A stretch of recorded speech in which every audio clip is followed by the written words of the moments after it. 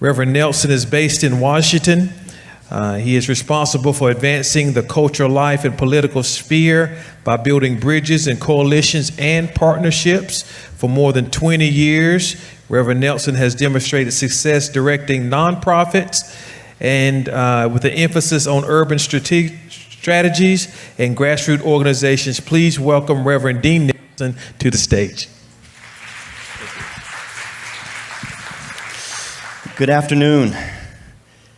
Oh, you guys can do better than that. If they didn't say, I'm a black preacher, so you are allowed to speak back to me. Good afternoon. That's great. I know it's been a day, but listen, I promise we're going to be the first pro-life group that has ever had you at an event where we're going to let you go home early. So I promise. But listen, this has been a fantastic day. Let's just give another shout out to Faith and Freedom Coalition and to our partners who put this event on. I feel like one of the more important things that we must do as those of us who are gathered together in this pro-life movement is to be able to work together. Can somebody say together?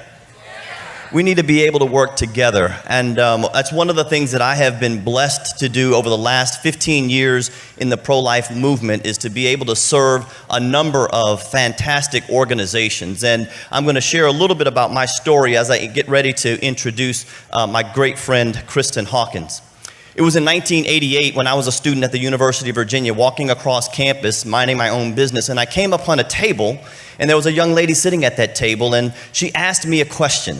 She asked me, what did I think about abortion?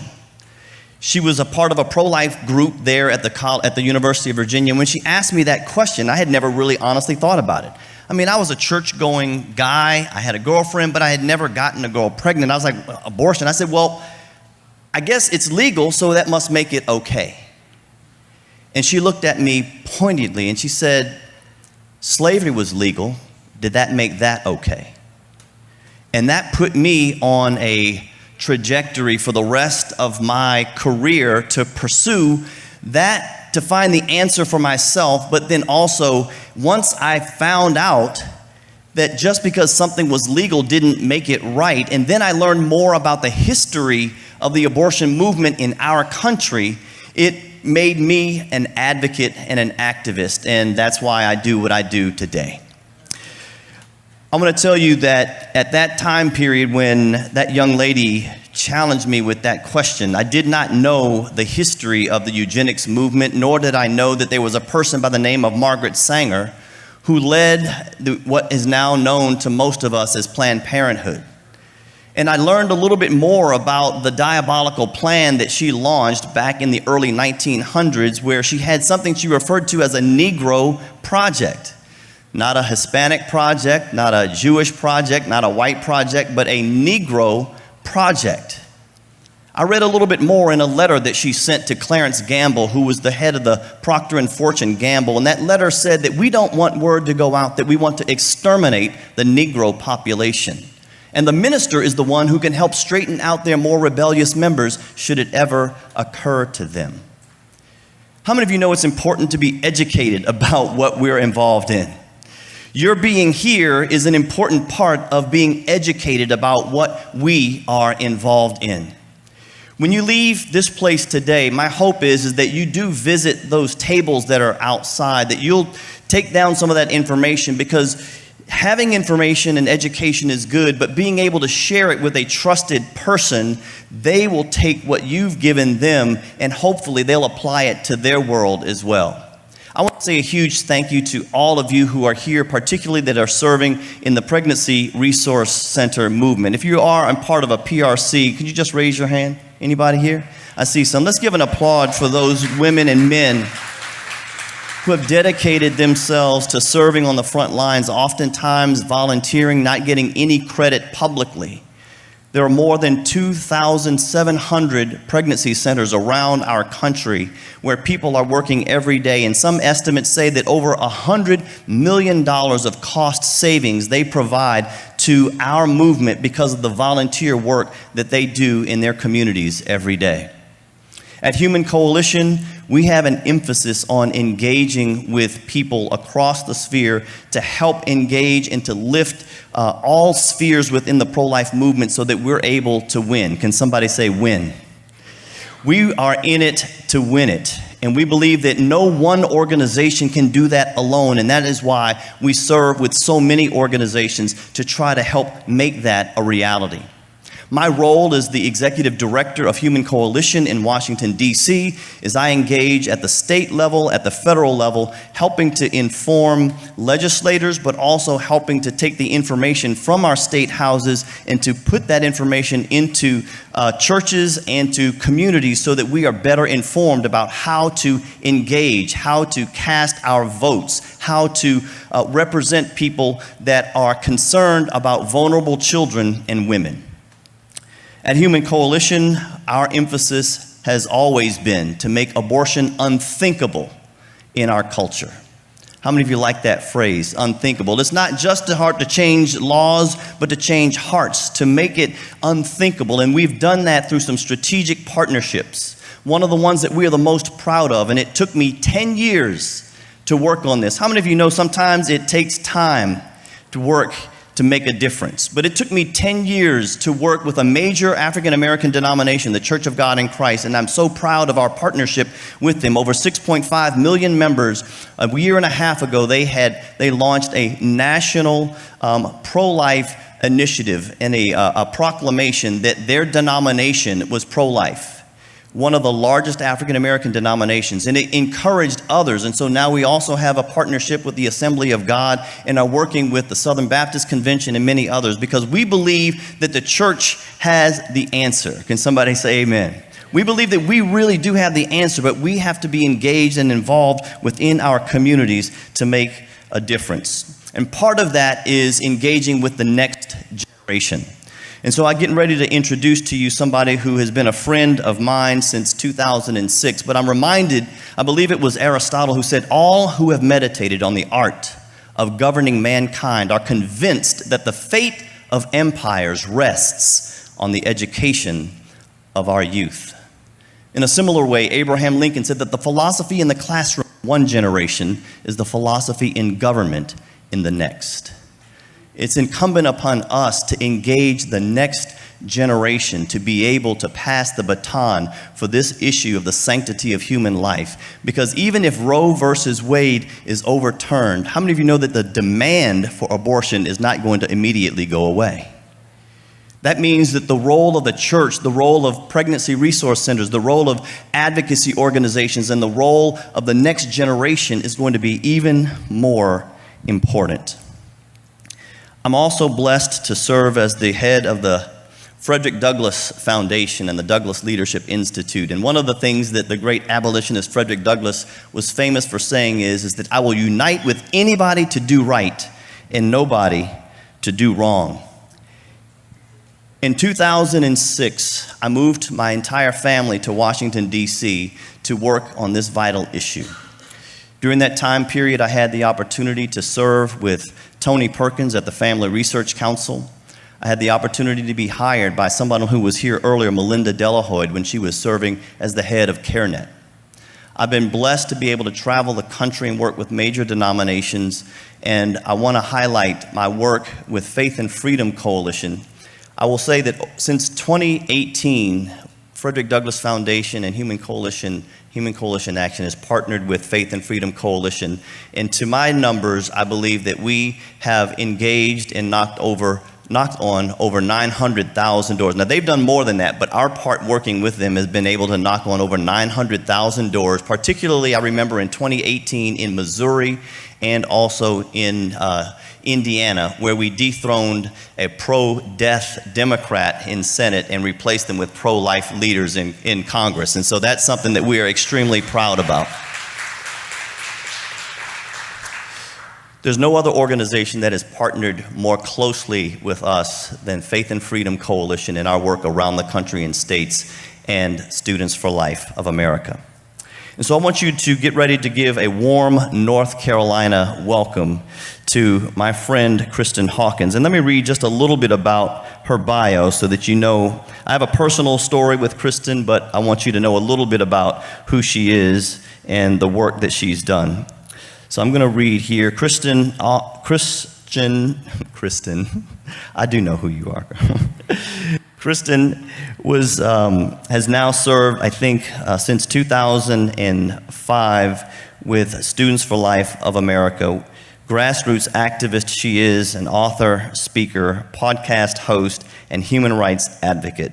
Serving as the president of Students for Life of America and Students for Life Action, she has built an organization that has over 1,200 clubs and some 100,000 young people that she's working with. She's a dedicated mother and wife, and she is, in my opinion, the hardest working woman in politics. Give a warm welcome to my dear friend and sister in Christ, Kristen Hawkins.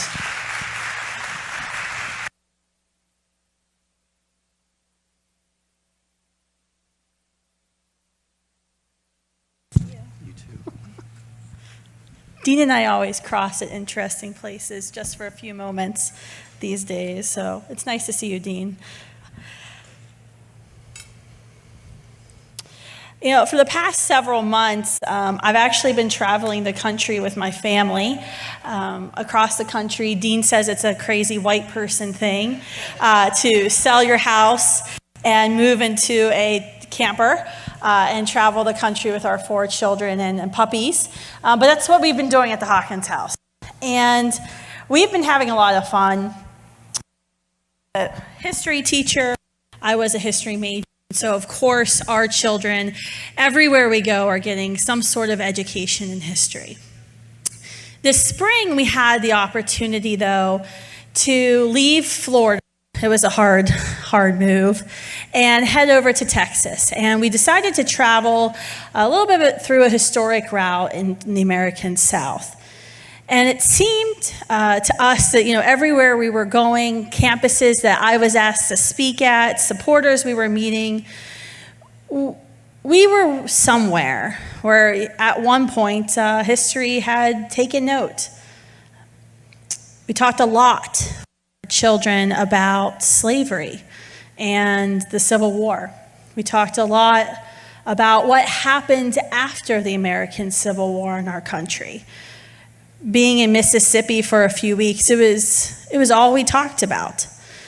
And I started thinking about what we're doing right now in the pro-life movement. As we prepare for this post-Roe America, I'm being called by reporters across the country, asking questions about what are our real plans in the pro-life movement for post-Roe America? What's our ultimate agenda? It's as if it's like a hidden thing for us. What does this mean? What does the Supreme Court's ruling on the historic Dobbs v. Jackson Women's Health Organization, what is it going to mean for women across America? What do we do next? And I can't help but think when I'm conducting those interviews and engaging with mostly hostile reporters on this issue, I really can't help but think back to the Reconstruction effort in our country after the Civil War.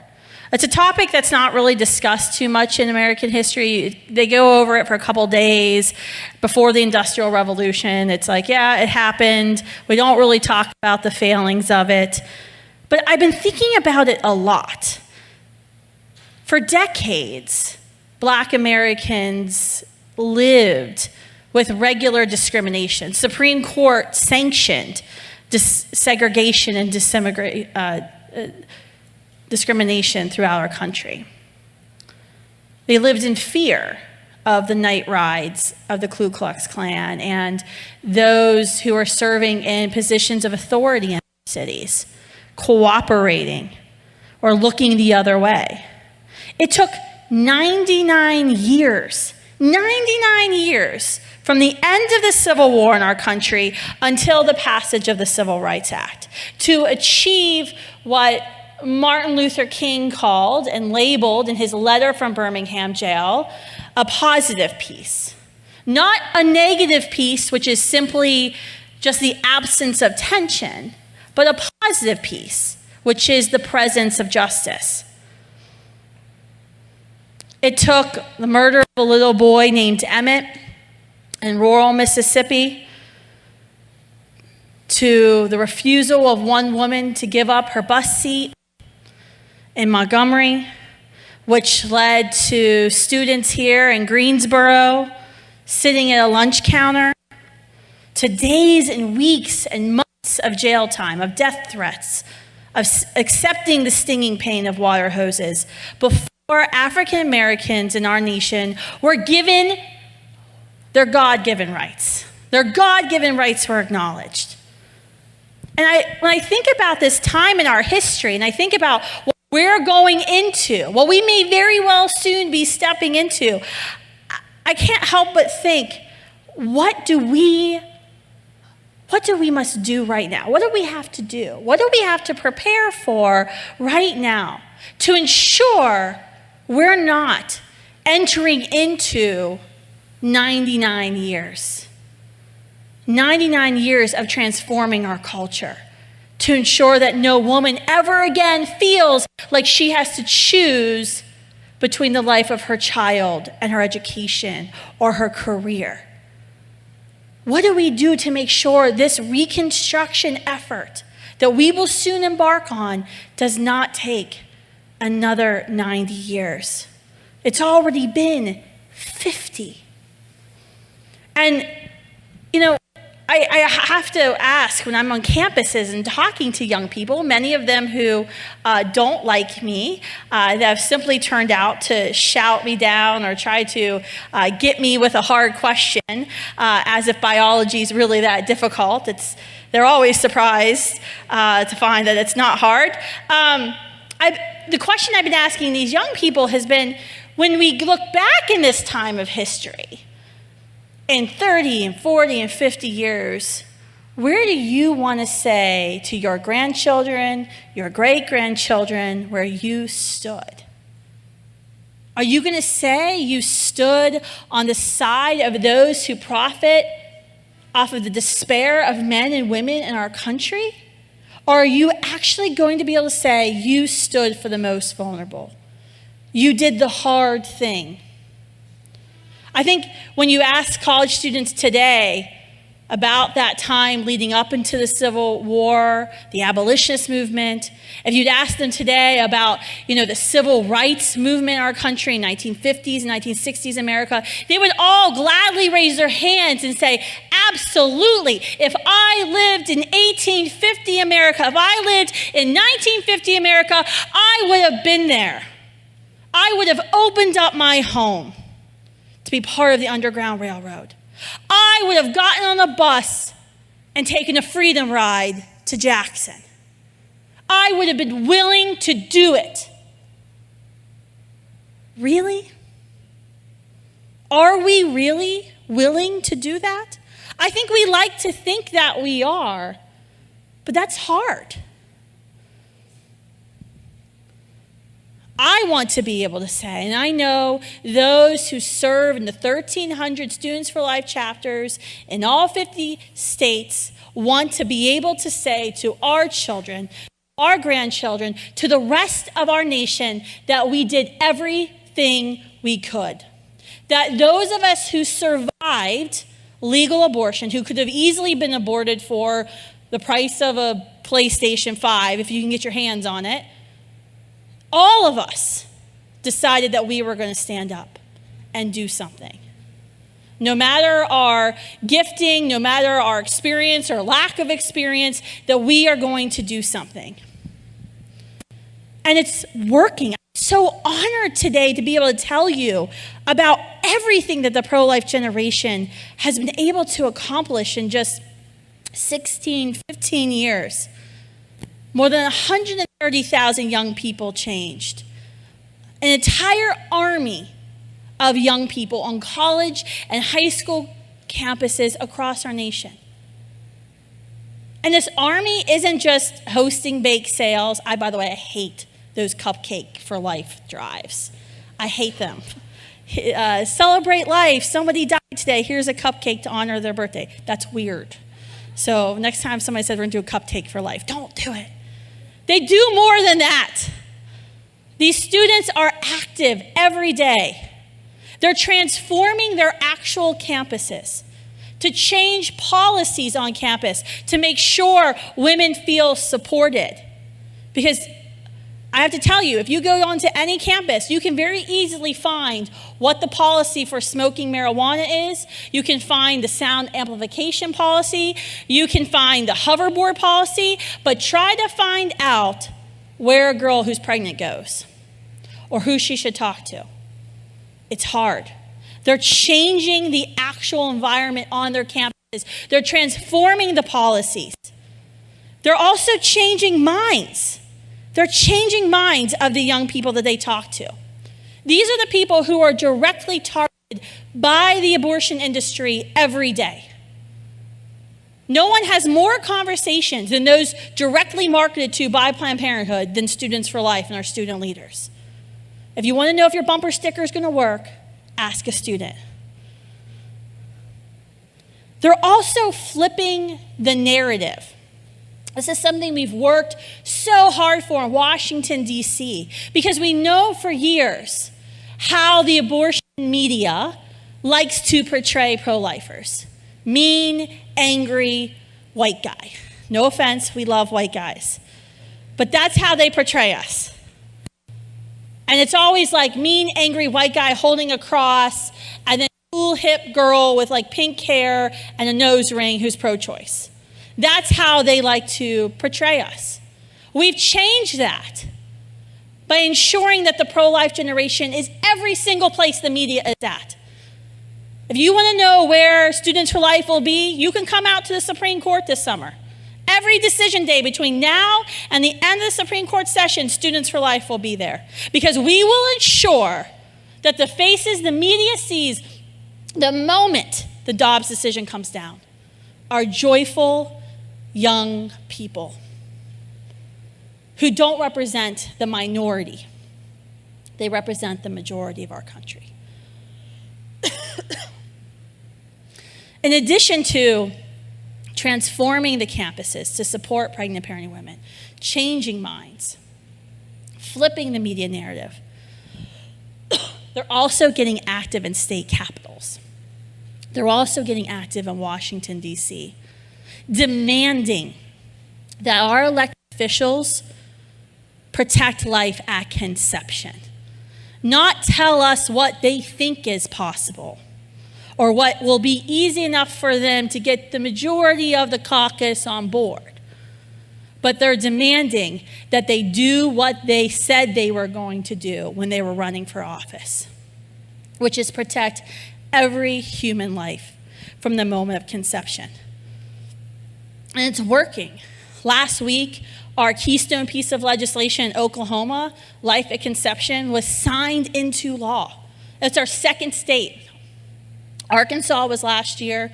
This year, Oklahoma, only 48 more states left to go, Dustin, our C4 director. You can do that, right? In 1 year, 48 states? It was a significant moment. It was a significant moment because it was a bunch of students who went to the state house and demanded that their reps make abortion illegal. In all cases. In every case. It was students who did that. And me, but I don't count, so sometimes I disguise myself as a student. They thought I was a student when I was there lobbying with them. But now we're doing even more. But now the question is, what do we do? We're winning on campuses. We're kicking Planned Parenthood off, especially off of our Christian campuses. By the way, there's about 60 Christian colleges in the country that still have an open relationship with Planned Parenthood. We have the list, studentsforlife.org/Christian schools. Make sure you download that and call those schools. We're changing minds, but what more can we do? Students for Life has already launched our Post-Roe plan last year. We call it our Abortion-Free Cities campaign. I'm excited to be here because Chapel Hill has recently joined the Abortion-Free Cities campaign. The goal is simple, to make abortion-free cities. I have been told by some people that this campaign sounds a little lofty. saying we want abortion-free cities. But that is how you get progress in a social movement, folks. You have a vision. When we launched Students for Life 16 years ago, one of my very good dear friends, one of my mentors told me very kindly that I needed to shut up about saying we want to abolish abortion. That it just seemed too lofty, too idealistic, that none of the major supporters in Manhattan or Orange County or those in the media, they wouldn't agree with us. They would think that we didn't know the landscape. We wouldn't know what we were facing, this Goliath of the abortion industry. And I'm happy to say we didn't shut up about it. We actually just got louder. And I think that's so important for us as a movement to say what it is we're going to do to make abortion unavailable and unthinkable, to make abortion-free cities, to make abortion-free states that will lead to an abortion-free America. Through partnership, I'm a shout out to Human Coalition this big time. Through partnership, that's what we've been doing in about 22 cities across the country this year. Online, we're using sophisticated geofencing technology to reach those who we know Planned Parenthood is reaching into to change their minds about Planned Parenthood and abortion. On campus, we average about an 11% minds changed rate. Online, we can change minds to 18 to 31%, depending on the city we are targeting. We're also reaching those who we know might be considering an abortion or who might soon find themselves in an unplanned pregnancy situation. She calls a number, which either goes to Human Coalition or our friends at Option Line at Heartbeat, and they immediately connect her with a pregnancy center in her community. It's amazing to see the results. Over 1,900 women served this year, dozens and dozens of lives saved, and more than 50,000 young people's minds changed in abortion. The hard part is on the communities. Billboards, grassroots marketing, church partnerships, door to door, where we get to go up to neighbors who live in a neighborhood surrounding an abortion facility and say, oh, by the way, we're not here for a politician. The person breathes a sigh of relief. Oh, we're here to talk to you about abortion. And then the door slams. No, we're a little bit more suave than that, but that's what we're there for. We're going door to door to tell our neighbors about nonviolent resources that exist in their community. And we actually have a nice little comparison chart of the few things that Planned Parenthood does versus all the services that the Nonviolent Pregnancy Resource Center or Pregnancy Help Organization offers right in their community. It's amazing. Over 115,000 doors knocked. 10 students were door knocking in Chapel Hill just this last weekend. It's been hard, though. It's been hard. Why? Because, surprise, surprise, it's really hard to get the church to speak about abortion. Despite the fact that our pews are filled with post-abortive men and women who will be hurting even more when this decision comes down, our clergy doesn't want to talk about abortion. It's been hard because nearly 80% of the people we speak with at the door do not know what a pregnancy resource center is, do not know where to send a friend or a family member who needs help that's not Planned Parenthood. But by the way, they all know where the Planned Parenthood is, and they all know what Planned Parenthood is about. It's been hard because in cities where we're sidewalk counseling, we're monitoring what's happening inside the abortion facility is doing everything they can to keep their doors open. In some cities, Planned Parenthood is now copying us and going door to door after we go to door to door. They're not going to just simply lay down when the Dobbs decision comes down. Whether we see a reversal of Roe or simply reversal of Doe, they are not going to say, no, it's okay, move on. They're going to fight harder than they've ever fought before. And this is actually why I'm here. This is why I agreed to leave my kids for an additional day this week to be here. Because I need your help. The pro-life movement needs your help. We need you to do more than you've ever done before. Because they are doing more than they've ever done before. I came today from Texas. Now in Texas, we're excited about what Human Coalition Action has done, what Students for Life was able to help partner with. One of our alumni wrote the bill. I'm really excited about that. With the heartbeat legislation. But did you know the abortion facilities now in Texas are offering free abortions? Free. Free surgical abortions up until 6 weeks and free chemical abortions. And if you have to go to Oklahoma City, if you have to go to another state, they'll also pay for your transportation too. In states, red states, the Republican states that are supposed to be the safe states, states like Arkansas and Oklahoma, states like Wyoming and Montana, the abortion industry has gotten smart. They don't need to operate a freestanding clinic.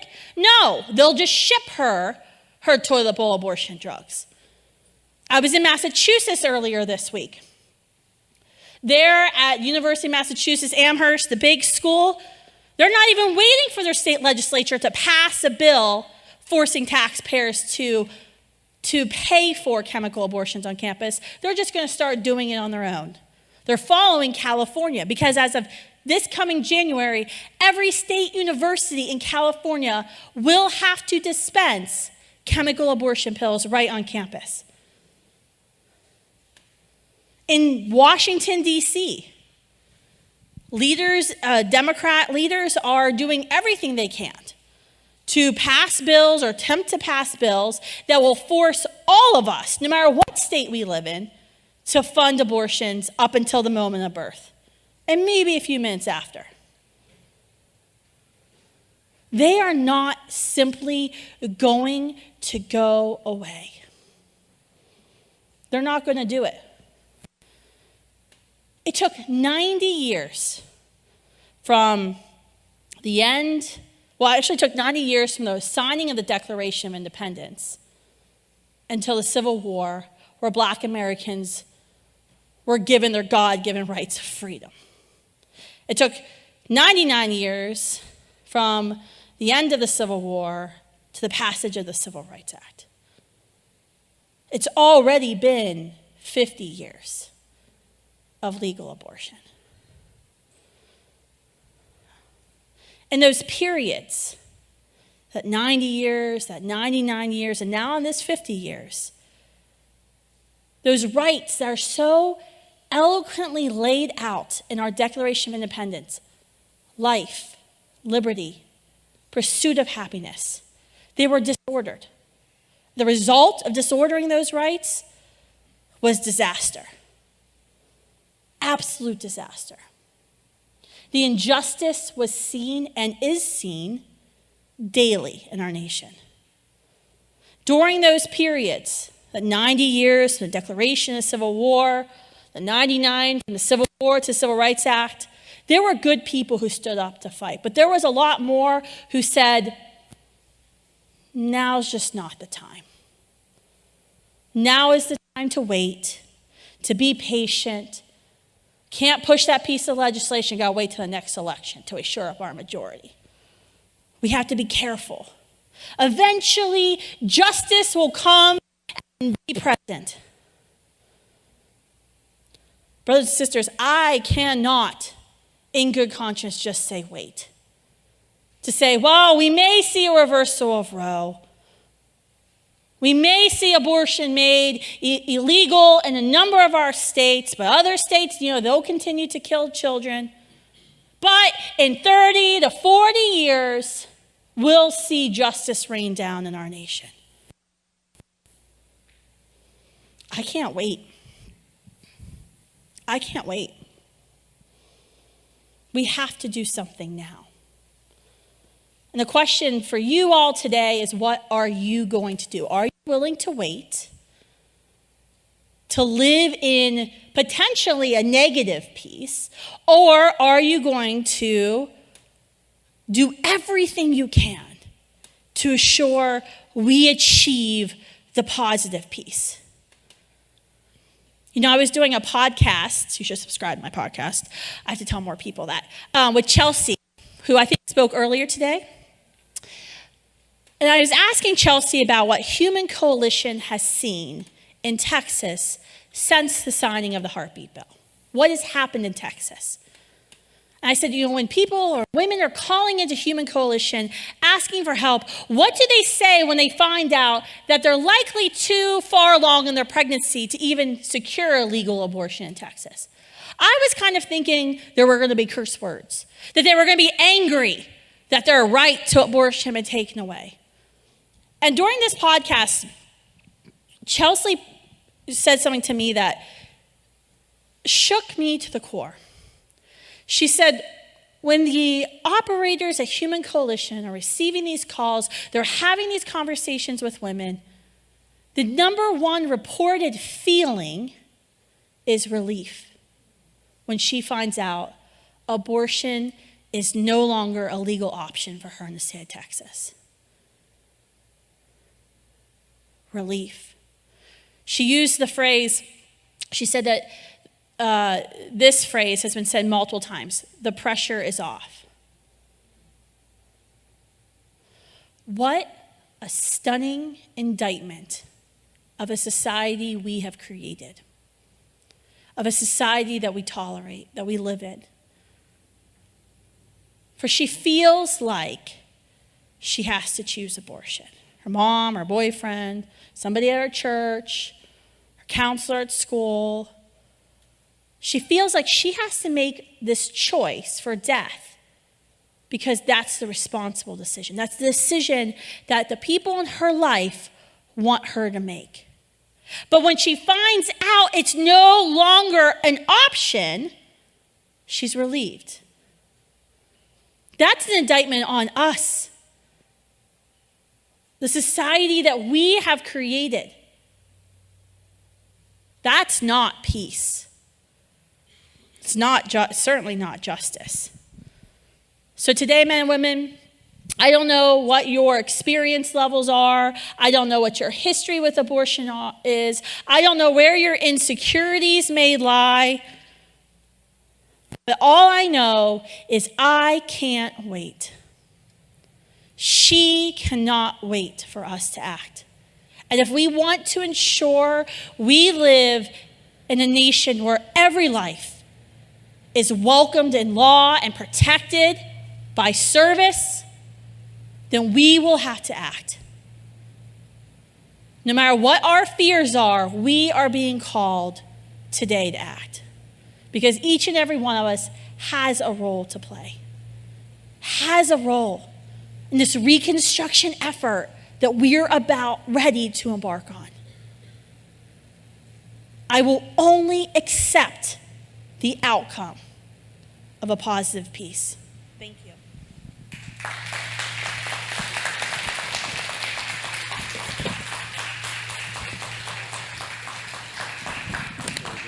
Do I have to turn this on? Yes, it's on.